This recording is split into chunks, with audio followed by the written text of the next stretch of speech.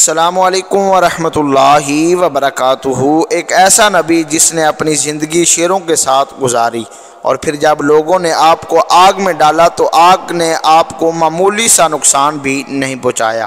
حضرت دانیال علیہ السلام کی سیرت کے حوالے سے آج ہم آپ کے ساتھ مکمل تحقیق کے ساتھ گفتگو کریں گے، مگر ویڈیو میں آگے بڑھنے سے پہلے اگر ابھی تک آپ نے ہمارے چینل کو سبسکرائب نہیں فرمایا تو ابھی فرما دیں تاکہ ہر آنے والی اچھی ویڈیو آپ تک بر وقت پہنچتی رہے۔ حضرت دانیال علیہ السلام اب اس دنیا میں جلوہ گر نہیں ہوئے تھے کہ اس دور کی بات ہے جب بادشاہ کو نجومیوں اور اہل علم نے بتایا کہ آج کی رات ایک ایسا بچہ پیدا ہوگا جو تیری سلطنت کو تباہ و برباد کر دے گا۔ بادشاہ نے کہا آج رات پیدا ہونے والے ہر بچے کو قتل کر دو۔ اسی رات حضرت دانیال علیہ السلام کی پیدائش ہوئی۔ سپاہیوں نے آپ کو چھین کر شیروں اور شیرنی کے آگے ڈال دیا۔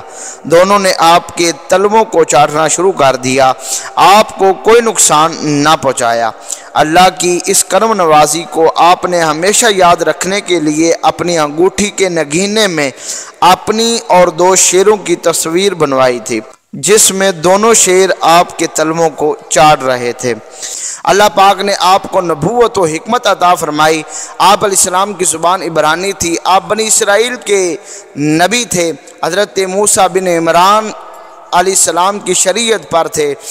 بچپن میں شیروں نے آپ کو کوئی نقصان نہ بچایا، بڑے ہوئے تو کافروں نے آپ کو کنویں میں ڈال دیا، وہاں شیر آپ کے تلووں کو چاٹنے لگا، آپ کے سامنے دو ہلانے لگا۔ اسی کنویں میں اللہ رب العالمین کے حکم سے ایک فرشتہ آپ کے لیے کھانا لے کر آیا کرتا تھا۔ بعض روایات میں آتا ہے کہ حضرت ارمیہ علیہ السلام آپ کے لیے کنویں کے پاس کھانا لے کر آتے تھے۔ آپ کو آگ میں ڈالا گیا تو آپ وہاں صحیح سلامت رہے۔ آپ کو اللہ کی جانب سے خوابوں کی تعبیر کا علم عطا ہوا تھا۔ آج بھی کتب تعبیر میں آپ کی بتائی ہوئی تعبیرات مل جاتی ہیں۔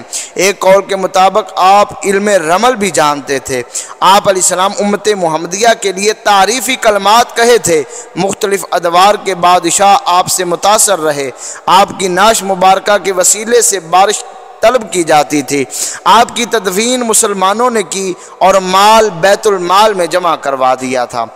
بنی اسرائیل کا واقعہ ہے کہ ایک مرتبہ ایک نیک خاتون کسی باغ میں گئی اور دو شخص اس نیک خاتون کے پاس آ گئے اور کہنے لگے کہ تم ہمارے ساتھ بدکاری کے لیے راضی ہو جاؤ، ورنہ ہم دونوں یہ کہیں گے کہ ہم نے تمہارے ساتھ ایک آدمی کو بدکاری کرتے ہوئے دیکھا ہے۔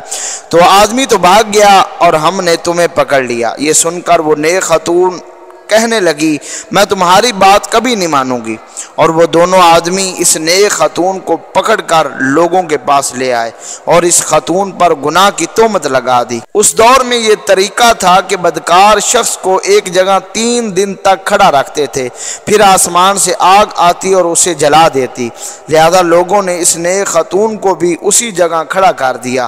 تیسرے دن 7 یا 13 برس کی عمر کا ایک معزز بچہ آیا اور لوگوں نے اس محترم بچے کے لیے ایک کرسی رکھ دی اور معظم بچہ اس کرسی پر بیٹھ گیا، اور اس محترم بچے نے ان دونوں آدمیوں کو بلوایا تو وہ دونوں تمسخر والے انداز میں آئے، اور معزز بچے نے ان لوگوں سے فرمایا ان لوگوں کو الگ الگ جگہ پر لے جاؤ۔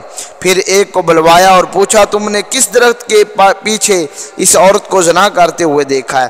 اس نے کہا سیب کے درخت کے پیچھے۔ پھر اس محترم بچے نے دوسرے کو بلوا کر پوچھا تو اس نے کچھ اور جواب دیا۔ اسی وقت آگ نازل ہوئی اور اس نے ہم دونوں جھوٹوں آدمیوں کو جلا دیا۔ اسی طرح اس معزز بچے کی حکمت عملی کے سبب اس نیک عورت نے اس تہمت سے چھٹکارا پا لیا اور بدکاروں کو ان کے کیے کی سزا مل گئی۔ تو ناظرین، کم عمری میں منصب عدالت پر فائز ہونے والے یہ معزز اور محترم بچے اللہ کے پیارے نبی حضرت دانیال علیہ السلام تھے۔ حضرت دانیال علیہ السلام امت محمدیہ صلی اللہ علیہ وآلہ وسلم کے لیے تعریفی کلمات یوں بیان کیا کرتے تھے وہ لوگ ایسی نماز پڑھیں گے کہ اگر اگر قوم نوح ایسی نماز پڑھتی تو غرق نہ ہوتی، اگر قوم عاد ایسی نماز پڑھتی تو عذاب والی ہوائیں ان پر کبھی نہ بھیجی جاتی، اگر قوم سمود ایسی نمازیں پڑھتی تو سخت ہولناک آواز انہیں نہ پکڑتی۔ اقوام جب رب کی نافرمانیاں کرتے ہوئے حد سے آگے بڑھ جاتی ہیں تو تباہی اور بربادی ان کا مقدر بن جاتی ہے، اور بروں کے ساتھ ساتھ نیک لوگ بھی آزمائشوں کا شکار ہو جاتے ہیں۔ لہذا کافر اور ظالم بادشاہ بخت نصر نے بیت المقدس کو تباہی بربادی کا نشانہ بنا دیا۔ بنی اسرائیل کے 70,000 لوگوں کو قیدی بنا کر بابل لے آیا اور پھر قیدیوں کو یہاں کے رئیسوں میں تقسیم کر دیا، لیکن چند قیدی اپنے پاس رکھے، ان میں حضرت دانیال علیہ السلام بھی تھے۔ آپ علیہ السلام کا بخت نصر کی قید میں آ جانا اللہ پاک کی جانب سے آپ کے لیے آزمائش اور امتحان تھا، جس میں آپ پورے اترے۔ بادشاہ نے ایک رات ہیبت ناک خواب دیکھا، صبح اٹھا تو بھول گیا کہ کیا دیکھا تھا۔ جادوگروں اور نجومیوں کو جمع کر کے پوچھا تو سب نے کہا تم خواب بیان کر دو تو ہم اس کی تعبیر بتا سکتے ہیں۔ بادشاہ نے سخت غصے میں کہا کہ تمہیں 3 دن کی مہلت دیتا ہوں، اس خواب کی تعبیر مجھے بتا دو ورنہ تم سب کو قتل کرا دوں گا۔ یہ خبر لوگوں میں پھیلتی ہوئی قید میں بند حضرت دانیال علیہ السلام تک بھی پہنچ گئی۔ آپ نے دروغہ سے کہا میرے پاس خوابوں کی تعبیر کا علم ہے، کیا تم بادشاہ کو میرے بارے میں بتا سکتے ہو؟ اس طرح تم بادشاہ کی نگاہ میں کوئی بلند مقام پالو گے۔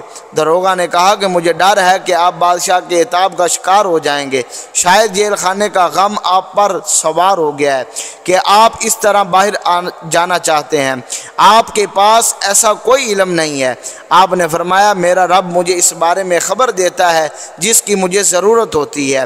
آخرکار دروغہ نے بادشاہ کو یہ خبر پہنچا دی۔ بادشاہ نے آپ کو بلوا لیا۔ دربار کا قانون تھا کہ بادشاہ کے پاس جب بھی کوئی آتا تو اسے سجدہ کرتا، لیکن دانیال علیہ السلام وہاں جا کر کھڑے ہو گئے اور سجدہ نہ کیا۔ یہ دیکھ کر بادشاہ نے باقی سب لوگوں کو دربار سے باہر جانے کا کہا۔ پھر آپ سے پوچھا آپ نے مجھے سجدہ کیوں نہیں کیا؟ آپ نے حکمت سے کام لیتے ہوئے فرمایا مجھے میرے رب نے تعبیر کا علم دیا ہے، اس شرط پر کہ میں کسی اور کو سجدہ نہ کروں۔ مجھے ڈر ہے کہ تجھے سجدہ کرنے کی وجہ سے کہیں وہ مجھ سے یہ علم واپس نہ لے لے، پھر میں بے پڑا ہو جاؤں گا اور تو مجھ سے کوئی فائدہ نہ اٹھا سکے گا اور مجھے قتل کر دے گا۔ بادشاہ بولا میرے دل میں آپ سے زیادہ قابل ستائش شخص کوئی نہیں، کیونکہ آپ نے اپنے رب سے کیا ہوا وعدہ پورا کیا ہے۔